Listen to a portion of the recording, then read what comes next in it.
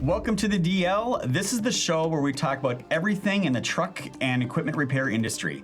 It's my job to help inform and educate you on ways to help your business. We talk with technicians, business owners, associations, industry experts, manufacturers, and even a few you wouldn't think traditionally apply to your business.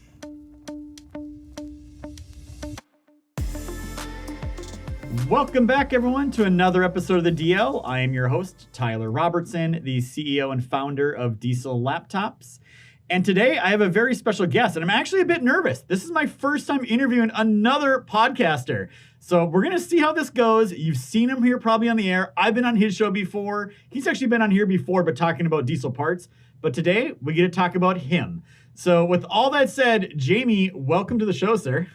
Thank you so much for having me. I'm not used to the one having to answer all the questions. I feel like I'm in the hot seat. It's like a flip thing, right? Like all of a sudden we're turning the tables on you, and I get to pepper you with questions and hear about you and everything. So why don't we just kind of start out with, I think we start with it today, like where you're at today, and then we'll kind of go back to figure out how you got here. So you want to describe everyone what exactly you do. And I got to know too, is it Irvine or Irvin? I always get it confused.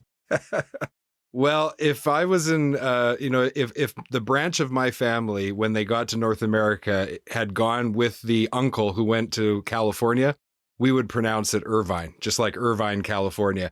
But unfortunately, my grandfather, or I should say great-great-grandfather, stayed behind in New Brunswick, Canada, and therefore we say Irvin.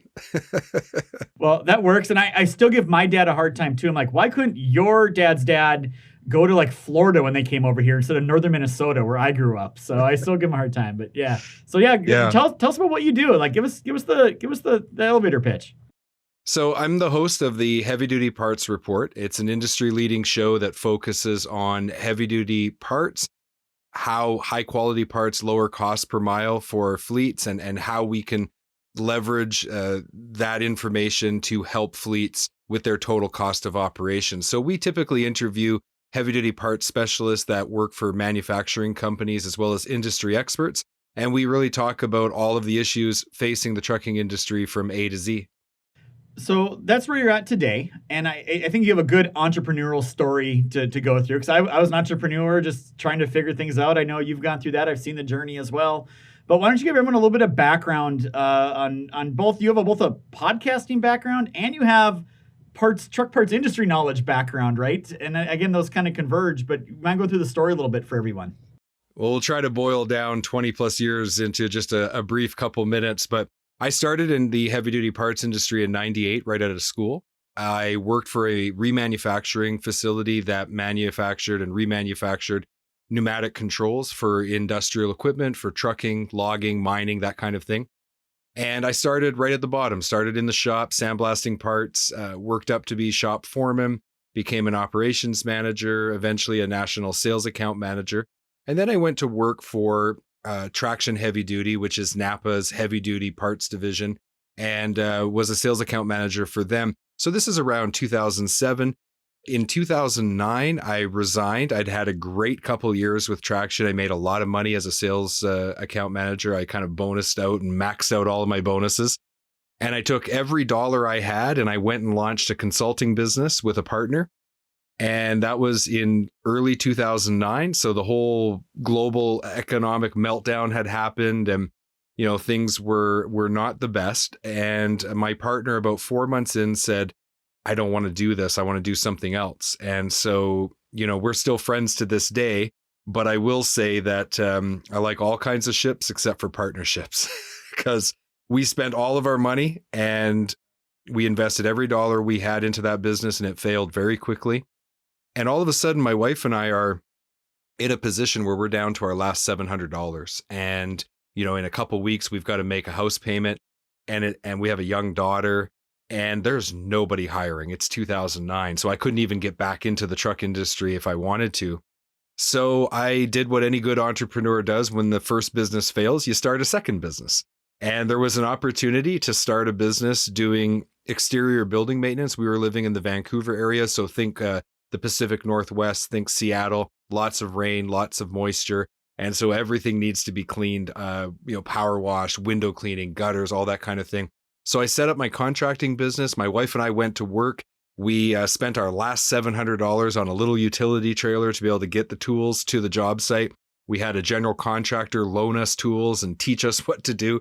And I was like, how did I go from being someone who had a good career in the truck parts industry, who was about to become a business consultant, and now I'm cleaning gutters? Like, how did this happen? But you do what you have to do to survive. And so very quickly, I decided that I was going to take this opportunity to build a real company. I didn't want to be on the tools. I had no desire to be a contractor. So I said, I have to build a company. And I started to build this company, and I started to systemize it and hire people and get people to do the work. And I was running the business behind the scenes, but we couldn't get it to grow fast enough. And so we turned to digital tools. And I remember like starting with Google AdWords Express and then Google AdWords and just figuring it out. And we were able to build that business up very quickly. And within 7 years, we sold it to a competitor. And so that's where I got my that's where I got my master's in business, because I went from startup with $700 bootstrapping all the way through to a merger acquisition deal. And I got to learn the whole process. And that was great. I had an opportunity to come back into heavy duty parts in 2016. And I started working for Truck Pro's Canadian division, again, as a sales account manager. It was going great, but right away I was almost taken aback by how little movement the truck parts industry and trucking in general had moved towards using digital tools and leveraging sales and marketing from a digital sales channel perspective. And so I kept pushing and pushing for some changes at our local store. And finally, I just realized I needed to do something different to differentiate myself in the industry. Yeah. So, a lot of people don't know this about me, but when I started my entrepreneur thing here, it wasn't diesel laptops. What I was doing is I was buying liquidated store returns and warranted items from manufacturers through a bunch of different websites. And there's platforms out there to do that.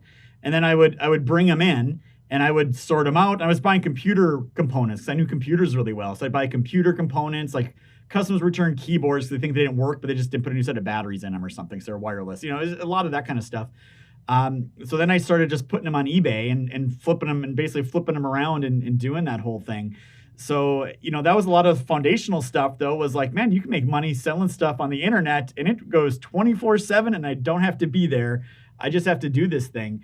And it sounds like you've kind of figured out some of those business building blocks by essentially failing and by learning and going through the process. So do you see some of those things that you went through before help build up on what you do now with the heavy duty parts report? Absolutely. What ended up happening was when I got back into selling truck parts, I had all of these people who I had helped in the past kind of start their own contracting businesses. And so I kept having people coming to me and saying, hey, you went from nothing, 7 years later, you exited and you sold your business. And we also know that you were running it remotely from like 600 miles away at one point. How the heck did you do that? And so I thought to myself, well, what's the best way for me to be able to share my knowledge and maybe to spin this off into a business? And so the whole concept of business coaching was pretty something that I was very familiar with, because I followed Michael E. Gerber, who is the person who started the business coaching industry, and his whole work, he wrote books called The E-Myth. It's all about business systemization. And so I was very familiar with that model. And I like to talk, and I'm not the best writer. I can write, but I prefer to express myself verbally. And so eventually I found podcasting, and I launched a podcast called Build a Better Business. It actually started off as the Jamie Irvine podcast for entrepreneurs. I rebranded to Build a Better Business. I did 150 episodes, and underneath of that, I had a coaching business, and I did get some clients, but it just never took off. And the big problem was it was too broad in its message. So when you say build a better business, like which industry are we talking about?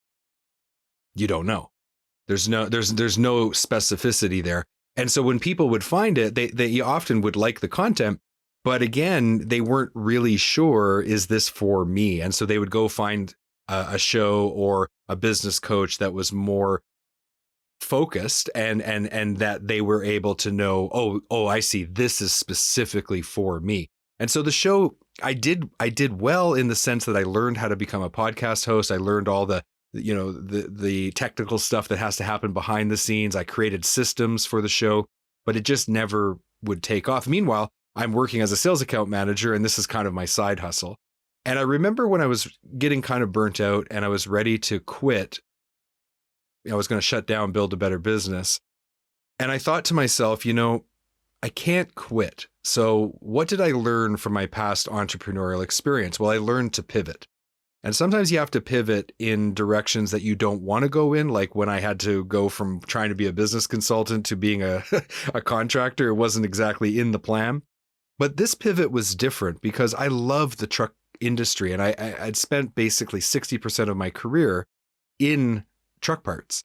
And I love it. So pivoting towards that industry wasn't something that I didn't want to do. I actually became very excited about the opportunity. And so I remember going into my podcast player and searching heavy duty parts, and it came up with 0. There was some truck, freight and trucking related podcasts, but there was nothing dedicated to heavy duty parts. And it was just one of those moments where it was like palm of hand to forehead. What are you doing? Why did you just spend 2 years, going down this road around the contracting, which you didn't even like to do? And the whole time, the love of your career, the truck parts industry, was waiting for you to come and serve them. But, sometimes you just don't know what you don't know until you know it. And so as soon as I saw that, I knew what to do. So I started the Heavy Duty Parts Report June 1st, 2019. And I started interviewing people. I built up a few interviews ahead of time. I launched the show on June 1st and launched 3 episodes right away.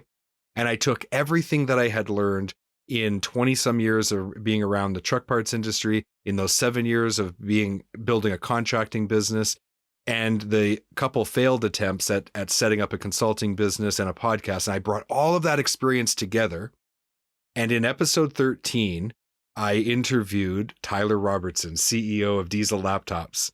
And little did I know when I interviewed you that was going to be the rebirth of my dream to be a consultant, because only a few weeks later, you and I started discussing working together. And by January 1st, 2020, the show is only 6 months old. I launched my consulting business. I quit my sales account management job, and your company became my first client. And from there, the show has just rapidly continued to grow. We found there's a saying that says that the riches are in the niches, and you have to serve a niche.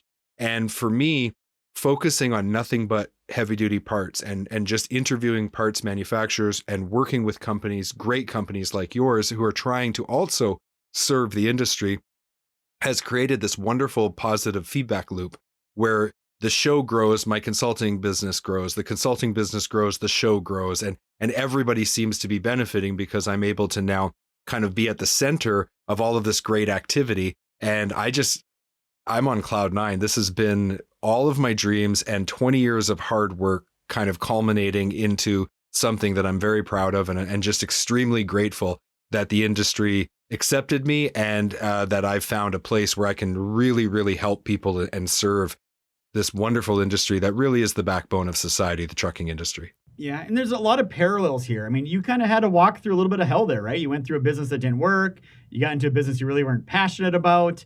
You went back to working for somebody else, but you kind of had to get through all that, because then you went to if you didn't do those things, there's no way you'd get to where you're at today. And I say the same thing with my story.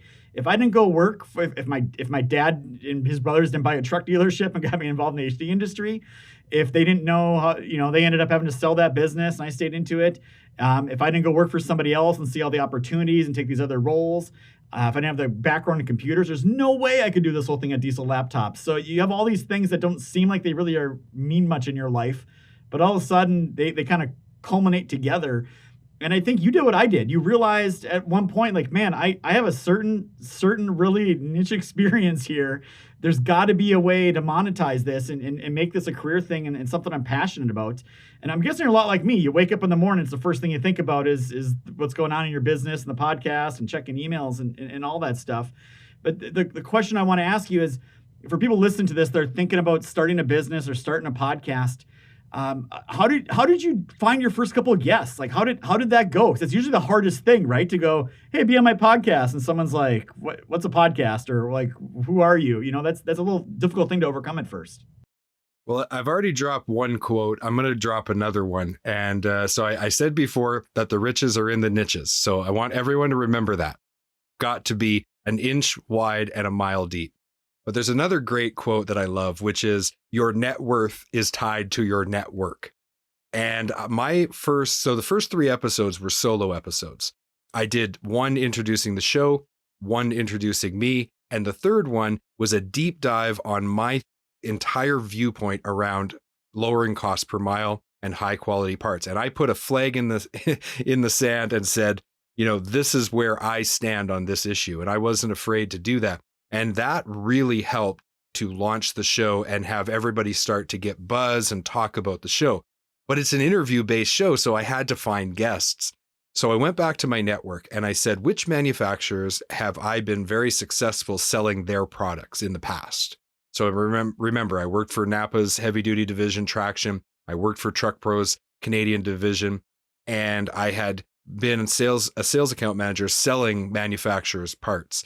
So I went back to my network and I interviewed Bob Hicks from Marathon Brake, because when I worked for that remanufacturer all those years ago, we started to reline Marathon brake shoes, and I actually set up all the equipment, and I actually tore down the brake shoes, ripped off all the friction, cleaned them, and I actually lined the first 1,000 shoes that Contact Products ever relined, and then I went out and sold them. And so because of that, I had this long-standing relationship with Marathon, and I was able to phone them, and Bob was willing, he's the CEO of the company, he was willing to come on the show and talk about friction material. And I basically did that for the first, I would say 10 or 20 episodes or so.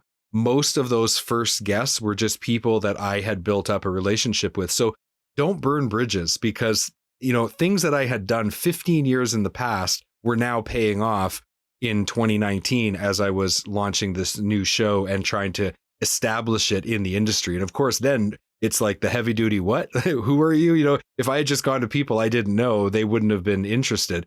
But it actually got the ball rolling. And once you get one manufacturer come on the show, then all of a sudden someone says, hey, well, they got a chance to be on the show. We want to be there. And it started this snowball effect. There was a couple anomalies, and this is the power of the internet. So I didn't know anything about after treatment or diesel emission systems. It was not a product I had ever sold. I knew nothing about it. And very quickly, Road Warrior saw what we were doing, and they said they were an early adopter. They wanted to be on the show, and I had no previous relationship with them. And so Dave German came on the show, and after treatment is one of the things I talk about repeatedly on the show. And we've now published well over 100 episodes on the podcast. We're up to almost 60 episodes on our live show. And after treatment is just a recurring theme. So now I feel like I've interviewed everybody at after treatment. But back then I didn't know anybody. And the other person was you. Because of that after treatment post, I actually posted something that was purposely controversial. And I said, should you delete your after treatment from your truck? And you messaged me and basically said, no, you idiot, it's illegal. And I messaged you back and said, yeah, but now we're talking. And you were like, hey, that's a good point. And a wonderful relationship blossomed from that first post on LinkedIn. So we leveraged the power of digital tools immediately, but we started off by really digging into our network that I had built up over 20 years in the industry. Yeah, no, I can say the same thing too. I mean, you just mentioned where I first met you was LinkedIn. And I tell this story to people all the time again. A lot of my business and relationships I have is because of LinkedIn. And I've literally spent $0 on LinkedIn. It's one of those platforms you really get out of it what you put into it. And it doesn't matter what your profession is. I mean, I see people on there that are minimum wage and have a great following on LinkedIn because they just want to tell their story, right? And then you see people on the other side of the spectrum as well. And it's a place, again, you can connect 24/7. And what changed for me is once I started posting on there, then I'd go to trade shows. People started recognizing me. That was a really bizarre thing. It's like, hey, you're Tyler. I'm like, yeah, who the heck are you? So, I mean, I know trade shows hasn't happened, but I'm assuming you kind of get a little bit of that now when you start talking to people. They've seen you, they've heard you, they know your name. How's that been working out? And has that worked out in your favor? Absolutely. And I remember TMC 2020. You and I were standing side by side. You were talking to someone. about diesel laptops, and I was talking to someone about diesel parts, and at the time it wasn't even called that, but that's what I was talking to them about. And I remember this young man walked by. He was probably 25, 30 years old, and he stops and he looks at me and he looks at you and he says, "Jamie, Tyler, I can't believe you guys are together." And you and I looked at each other like, who is this guy? And he shook our hands and kind of did the bro hug to both of us. And neither of us had ever met him before. And he worked for some dealership in the Midwest and was so excited to see the two guys he followed on LinkedIn the most. And he felt like he knew us.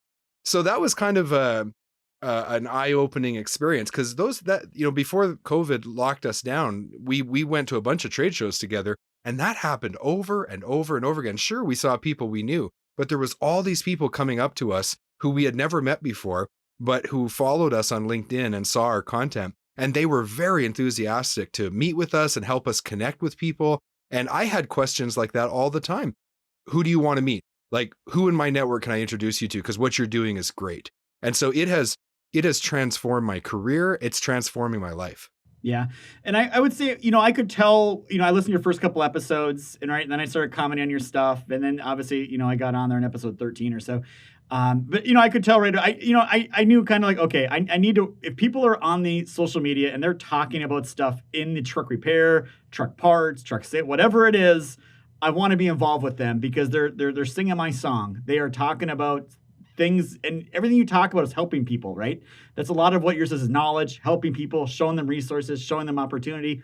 That's the same thing we try to do here at Diesel Laptops. It's just, we're here to help you, right? We hopefully use our products, but at the end of the day, we want to help you and make this industry a little bit better place for everybody. And like you said earlier, the thing that surprised you probably is, hey, there's no podcasts.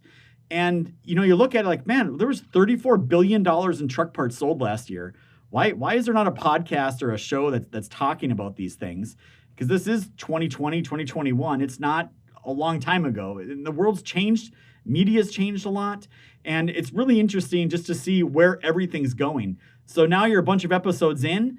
What's the future look like? Where do you think you can bring this whole thing to? Well, I have a very long-term plan. And I look at things in terms of 25 years. And so I have 5-year plans, and they're all stacked on top of each other. And so I have this long-term vision of where I'd like to go. And, it all started with establishing the show, building credibility, building up our following. But then how do you leverage that to influence the industry in a positive way? And when I look 25 years out, that's the position I'd like to be in, where I can influence the entire industry in positive ways. If you have no influence, you have no ability to be part of the solution. You just kind of get swept along with whatever's going on. And that's kind of the big macro for me. But then what I do is as I've boiled that down to that first 5-year segment, which we're only 2 years into. And I can say that we are on track for our goals. And what I've done is each year of the first 2 years, I've set really big, audacious goals. And so in the first year of the show, it was all about establishing the show. And I remember sitting down with my team and saying, going into 2021 and saying, we want to hit 1 million impressions in 2021. And my team kind of was like wide-eyed, blink, blink, blink, and it was silent. And they said, how are we going to grow by 90%? And I said, well, we're going to figure it out. We're going to find a way. And we hit 650,000 impressions by the end of June. So we're well over halfway to our goal. And it's so important to have a vision and to be primarily focused on how you can help. Like, why do I want those impressions? Those impressions aren't about the vanity metric. It's about a measurable way, a scorecard to keep track of our growth and to ensure that the things that we're doing to support and serve the industry are working. Because if we do a fantastic job providing great information, but nobody hears it or sees it, we're not going to be able to help. We're not going to be able to influence in any way. And so I've been really focused on that. And I just, for me, the Heavy Duty Parts Report is a wonderful place for people to come. It's, I had someone comment the other day who just found the show, and they were like, wow, this is like one of the best aftermarket resources for parts.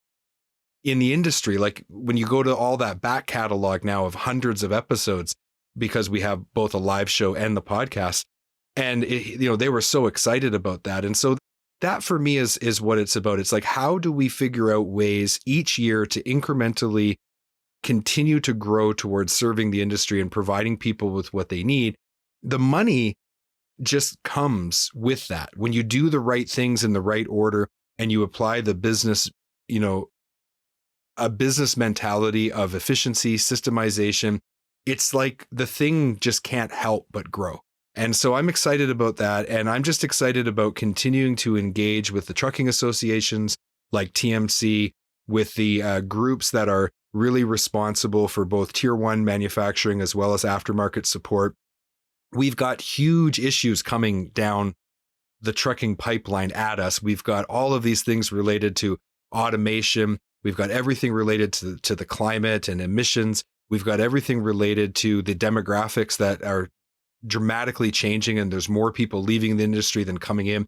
We've got huge problems to solve.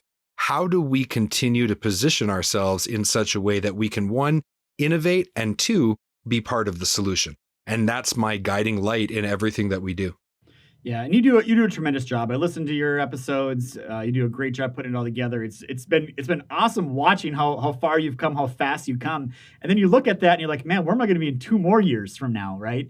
And I will reiterate what you said too. When I first quit my job to do this thing at Diesel Laptops, I just wanted to provide for my family and make an income, right? I had a 1-year-old and a 3-year-old and a stay-at-home wife. I was like, I just got to put food on the table, right? But then it quickly turned into like, wow, this is actually a real thing. Can I make this a real sustainable business that's around for a long time? And then, once I crossed that bridge, it was like, okay, now can we like really scale this thing up and go way bigger than we've even thought we could go? And, we're starting to do that.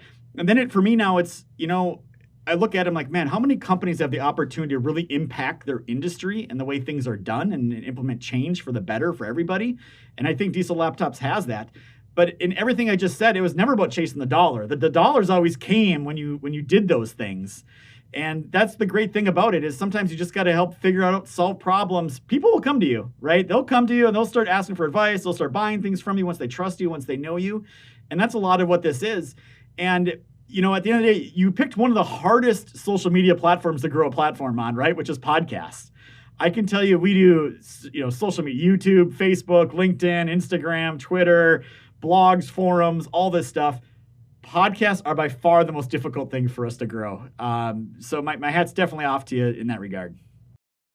It is the most difficult, but because it's the most difficult, it also is the most rewarding. And podcasting is very, very different than any other media that we have available to us. It's very intimate. People are usually wearing earbuds. You are inside their head. Your voice conveys a certain level of emotion. People can pick up on your personality. They start to understand who you are as a person, what you stand for, what your company stands for. Podcasting is very, very powerful. And of course, we also, as do with your show, we also do a video cast. So we're providing people both the ability to watch the interview or to listen. And we've started to add production value to the videos with B-roll clips and things like that to just make it more engaging. But I still go back to the podcasting, the spoken word. For all of human history, the oral transmission of information was what we relied on to transfer from one generation to the next, everything needed to move on as a human race. So there's something really special about podcasting. And what I love about podcasting as well is that you don't need tens of thousands. If you're going to run an email campaign with a 2% open rate and, a click-through rate of 0.0001%, you need 1 million people to sell a whole bunch of product. But with podcasting, especially if you're in a B2B environment, what do you need? 10 customers to grow your business by 50% next year? It's just a different world, and people need to get their heads around that. And as I said, we do have that one goal around impressions, but it's not about the vanity metrics. It's about how many people can we impact, and how do we turn that into something that perpetuates the whole business forward and helps us with our goals. Yeah, and I think people don't understand that. I've seen so many people this last 2 years start a podcast show, they do a couple episodes, and then it just goes into the dust, right? It just disappears. And you're right, we don't get as many listeners on our podcast as we do other platforms, but you get them for 20 or 30 or 40 minutes, right? And like you said, they get to know you, they get to know your company. Those are the people referring to you. It's not about quantity as much as it is about quality. And it's a very difficult thing. It's a time-consuming thing, as you know. You're recording the episodes and prepping and all these things that go into it. So it's a great platform. Tyler, think about that. If you and I were putting on a live presentation post-COVID, and we were at a trade show and we got 50 people to pack one of those side rooms, I mean, it would be wall to wall, shoulder to shoulder. And if we put on a really engaging, presentation for 30 minutes and had a strong call to action at the end, you and I would have considered that to be a roaring success. And we would have been so happy. And yet I hear people like, oh, I only have 150 people on my podcast. What are you talking about?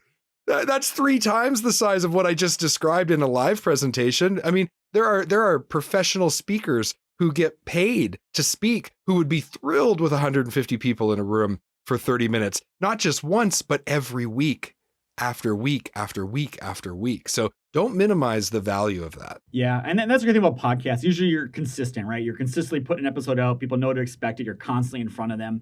And that's the same reason I use LinkedIn. It's like I'm going to go post 2 quality posts a week. That's at the max. Usually what I do is 2 quality posts a week. Let them go. And that's the strategy I've been using. And there's a lot of strategies out there. But before we sign off, I got to ask you at least a current industry question. You talk to all these manufacturers. You talk to people all around it. What are some of the big things you're seeing right now in the industry that's really kind of the hot topics?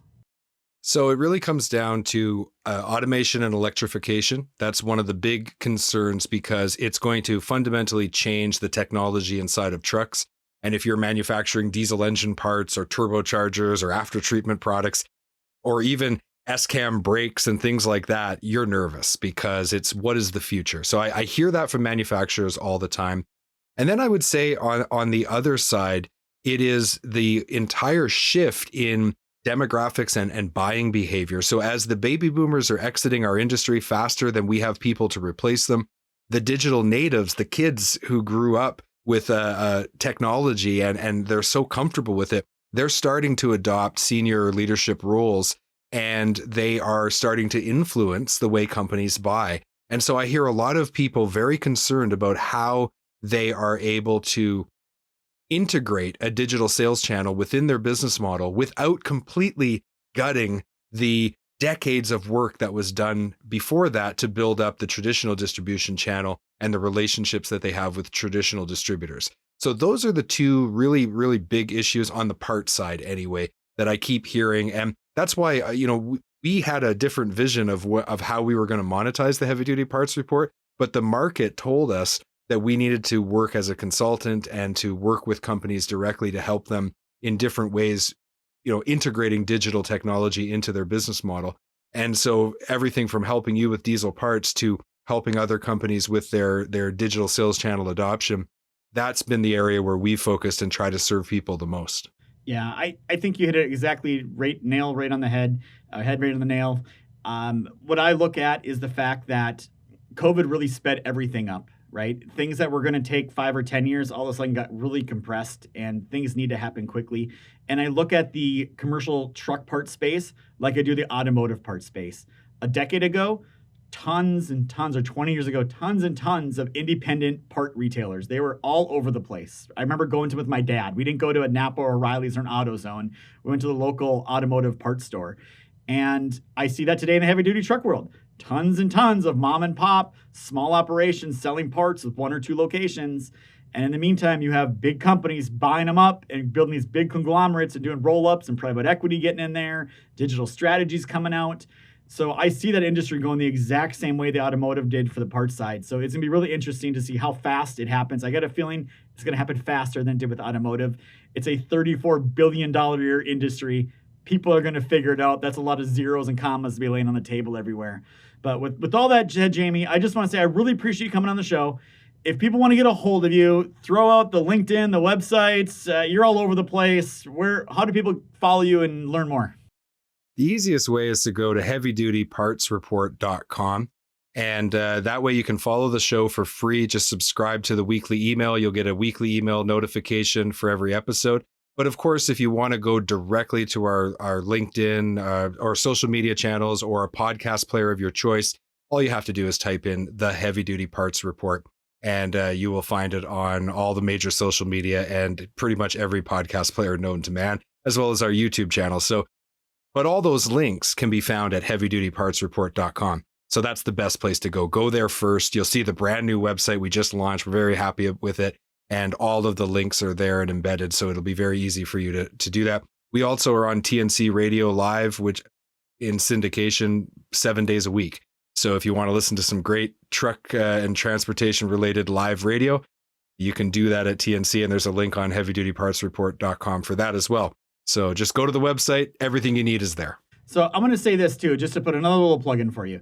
If there's a parts manager or parts director, or you're just learning out about parts, even if you're an experienced parts professional, seriously, just go listen to your hundreds of episodes. There is so much golden nuggets of information in there. It is unbelievable. And you will learn a ton and impress your clients and probably sell more parts just from listening to Jamie. So you do a great job, sir. And, as I end every episode, I'm going to say this. It's not just diagnostics. It's diagnostics done right. And you need parts to do that. I can tell you, Diesel Laptops, we're investing millions of dollars into this whole parts thing. We're figuring it out. Other companies are well. The world is changing quick. You got to keep up with the times. Again, thanks for coming on the show, Jamie. Thanks to everybody watching and listening, and we'll catch you next time.